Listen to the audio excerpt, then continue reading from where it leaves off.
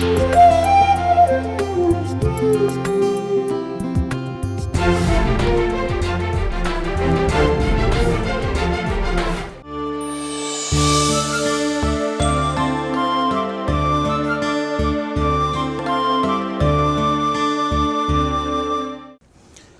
లక్ష్మీ నృసింహ పరబ్రహ్మణే నమః. శ్రీ హయగ్రీవాయ నమః. ఋగ్యజుస్సామరూపాయ వేదాహరణ కర్మణే ప్రణవోద్గీత పుషే మహాశ్వశిరసే నమః.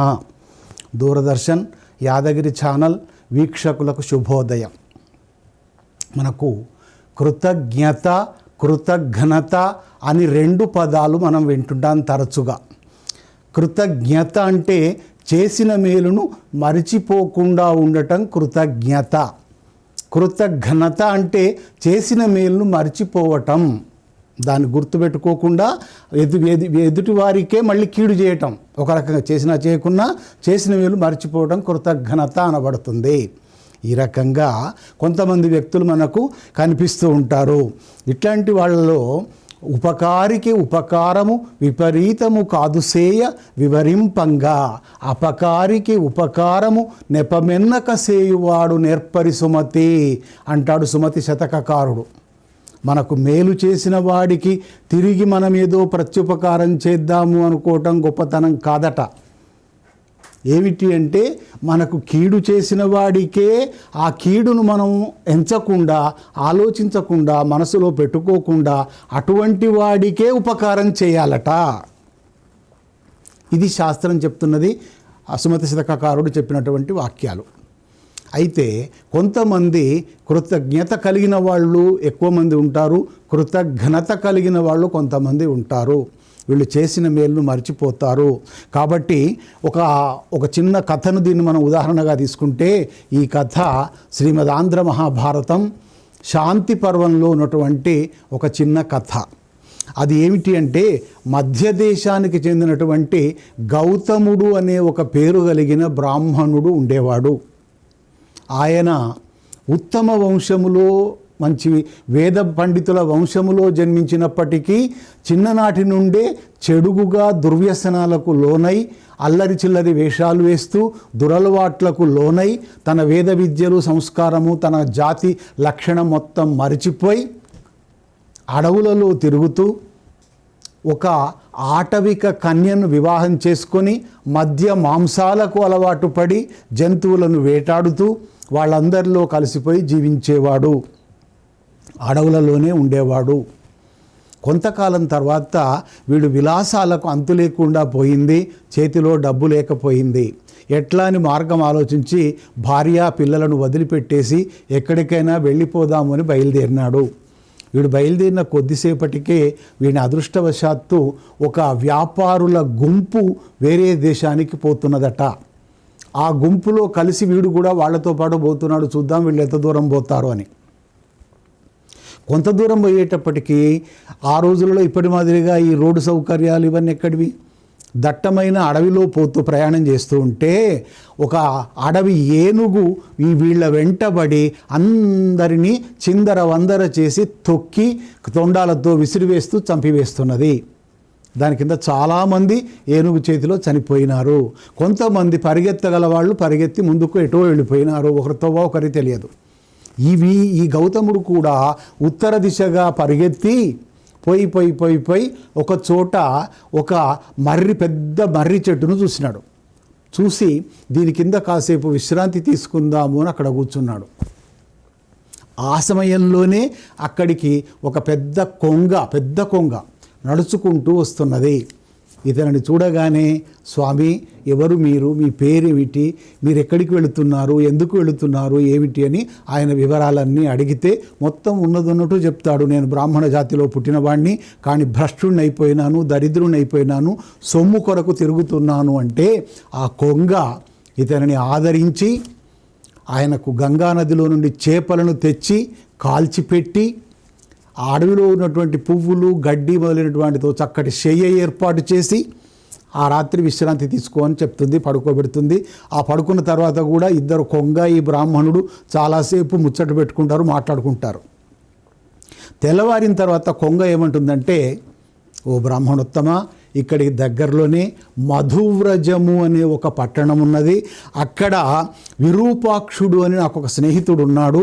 ఆయన గొప్ప శ్రీమంతుడు, రాక్షస రాజు అయినప్పటికీ ఆయన శ్రీమంతుడు. నువ్వు ఆయన దగ్గరికి వెళ్ళు, ఉత్తర దిశగా వెళ్ళు, ఇగో ఈ ప్రాంతంలో వెళ్ళాలి, ఈ దారిలో వెళ్ళాలి అని దారి చూపించి నేను పంపినానని. నాడీ జంఘుడు ఆయన పేరు, నాడీ జంఘుడు లేక రాజధర్ముడు ఆ కొంగ పేరు. నేను పంపినానని చెప్పు, అక్కడికి వెళ్ళి చెప్తే ఆయన నిన్ను ఆదరిస్తాడు అని చెప్తాడు. ఈ బ్రాహ్మణుడు అదేవిధంగా అక్కడికి వెళ్ళి ఆయనను విరూపాక్షుని కలిసి నమస్కరించి, అయ్యా నా పరిచయం ఇదని చేసుకుంటాడు. నువ్వెవరు, ఎక్కడ, ఏమిటి అంటే తన వివరాలన్నీ నిర్ముఖమాటంగా చెప్తాడు. కానీ ఆయనను చూడగానే ఆ విరూపాక్షుడు ఎంత తెలివి కలవాడు అంటే, ఆయనను చూడగానే వీడేదో మోసగాడు ఉన్నట్టున్నది, వీడిని జాగ్రత్తగా చూడాలి అని మనసులో పెట్టుకుంటాడు. తన సేవకులకు ఆజ్ఞ ఇచ్చి ఆయనకు భోజనాది వసతులు, సకల వసతులు కల్పించండి అంటాడు.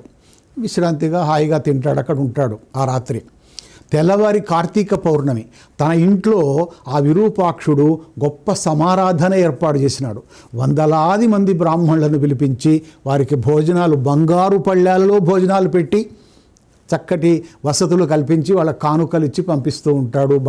బంగారము, వెండి మొదలైనటువంటి కానుకలు ఇచ్చి పంపిస్తుంటాడు.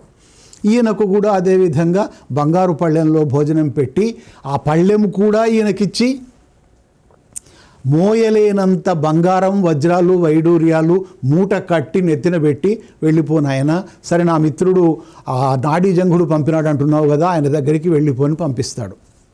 పంపించిన తర్వాత ఆయన మెల్లగా ఆ మూటను మోయలేక భుజాల మీద, నెత్తి మీద మార్చుకుంటూ వచ్చి నాడీ జంఘుడిని కలుస్తాడు. ఇక్కడికి వచ్చి మర్రి చెట్టు దగ్గరకు వచ్చి ఈయన కూడా చాలా సంతోషిస్తాడు. ఆ రాత్రి కూడా చక్కని ఆదరణ చేస్తాడు. చేసిన తర్వాత పడుకున్న తర్వాత ఈ బ్రాహ్మణునికి ఒక దుర్బుద్ధి పుట్టింది గౌతమునికి. రేపు నేను ఇక్కడి నుంచి వెళ్ళిపోవాలి, వెళ్ళిపోయేటప్పుడు నాకు దారిలో ఏమిటి ఆహారం, ఏం తినాలి నేను? కాబట్టి ఈ కొంగ బాగా లావుగా మదమెక్కి బలిసి ఉన్నది కనుక దీన్ని చంపి దీని మాంసాన్ని తీసుకొని పోయి నేను దారిలో తింటాను అని నిశ్చయించుకున్నాడు. పాపం ఆ కొంగ ఆదమరచి నిద్రపోతూ ఉంటే ఒక కర్ర తీసుకొని, నడుముకు వస్త్రాన్ని బిగించి కట్టి ఒక కర్ర తీసుకొని దాన్ని తల మీద, మెడ మీద, శరీరం మీద ఇష్టం వచ్చినట్టుగా మోది దాన్ని చంపేస్తాడు. కొంగను, తనకు ఆశ్రయం ఇచ్చిన కొంగను, ఆదరించిన కొంగను. దాని ఈకలన్నీ తీసేసి దానిలోని మాంసమంతా తీసి ఆ కేవలం ఎముకల గూడును మాత్రం అక్కడ వదిలిపెట్టి వెళ్ళిపోతాడు. పోతుంటే అక్కడ విరూపాక్షునికి అనుమానం వచ్చింది. అరే ఏమిటిది, ఏదో నీచు వాసన వస్తున్నది, నా మిత్రుడికి ఏమన్నా జరిగిందా ఏమిటి అని ఆయన భయపడతాడు. జాము పొద్దెక్కినా కూడా నా మిత్రుడు ప్రతిరోజు వచ్చేవాడు, ఈరోజు రాలేదేమిటి అని బాధపడుతూ తన భటులకు ఆజ్ఞ ఇస్తాడు. మీరు వెళ్ళిపోయి వెంటనే నా మిత్రుడి అయినటువంటి నాడీ జంఘుని యొక్క జాడ వెతకండి అని. వాళ్ళందరూ బయలుదేరి వెళ్ళిపోతుంటారు. ఎక్కడెక్కడో వెతికితే ఈ మర్రి చెట్టు దగ్గరకు చూసేటప్పటికీ ఇక్కడ ఆయన ఎముకల గూడు కనిపిస్తుంది, మాంసం లేదు. రాజా ఇలా జరిగింది అని ఆయన దగ్గరికి వెళ్ళిపోయి సమాచారం కొంతమంది ఇస్తారు. వెంటనే ఆయన ఆ బ్రాహ్మణుడే చంపి ఉంటాడు, ఆయన ఎక్కడున్నాడో వెతికి పట్టుకోండి అని తిరిగి వాళ్ళని పంపిస్తాడు. వాళ్ళందరూ తిరిగి వచ్చి ఎక్కడెక్కడో వెతికి మొత్తంపై ఈ బ్రాహ్మణుని పట్టుకుంటారు. పట్టుకొని తాళ్లతో కట్టేసి ఆ రాజు దగ్గరికి తీసుకొని పోతారు, విరూపాక్షుని దగ్గరికి. తీసుకొని పోయిన తర్వాత ఆయన వీడి ముఖం కూడా చూడలేక, ఇతనే ఆ నాడీ జంఘుణ్ణి చంపినవాడు అని చెప్తే, నా దగ్గరికి తీసుకురాకండి, వాడి ముఖం నాకు చూపించకండి, వెళ్ళిపోండి, మీరు వీడిని చంపి తినండి అంటాడు భటులను. చీ, ఇటువంటి పాపాత్ముడిని మేము కూడా తినము, మేమంతా నీచులమా, నువ్వు చెప్పినట్టుగా వీడిని తినడానికి మాకు పాపం అంటుకుంటుంది, మేము తినము అని వాడిని ఆ పట్టణం మధువ్రజం యొక్క బయటికి తీసుకొని పోయి వాని శరీరాన్ని అంతా చంపకుండా ఖండఖండాలుగా నరికి మాంసం బయటికి తేలేట్టుగా, రక్తం బయటికి తేలేట్టుగా అక్కడ పడదోసి వెళ్ళిపోతారు.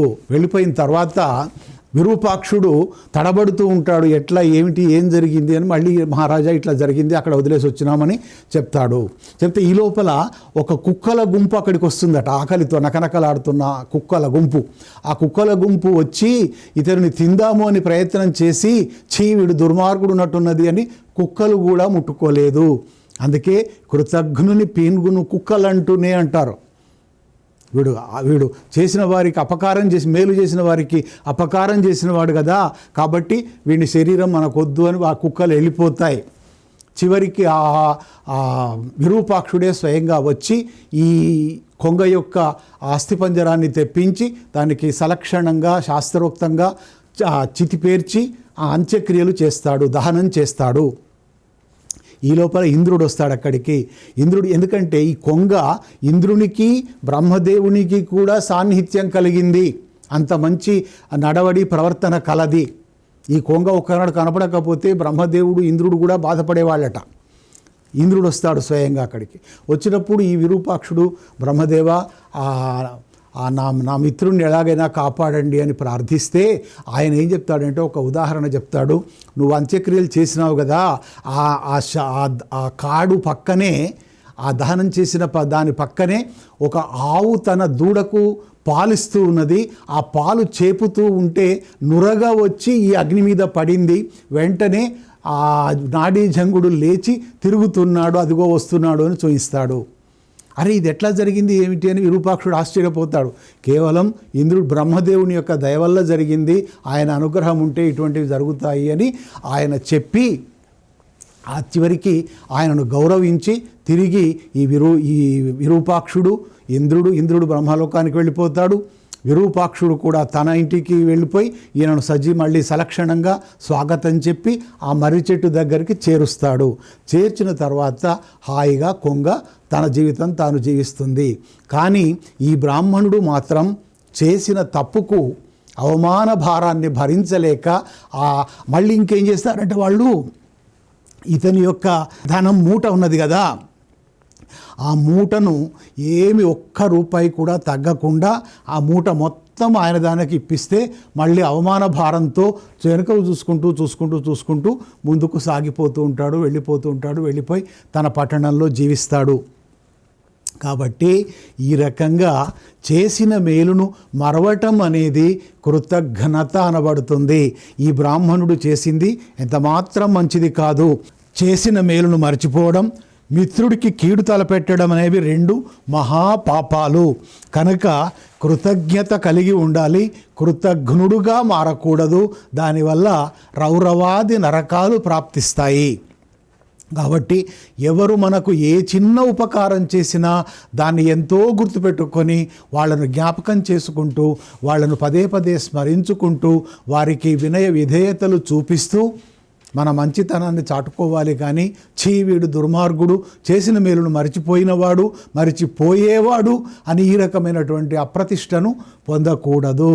కాబట్టి కృతజ్ఞత కలిగి ఉండటం చాలా మంచి పద్ధతి. కృతజ్ఞత అనేది ఎట్టి పరిస్థితుల్లో కూడా ఉండకూడదు అనేది ఈ కథ ఒక కొంగ కథ ద్వారా మనకు మహాకవులు చెప్పటం జరిగింది. లోకా సమస్తా సుఖినో భవంతు.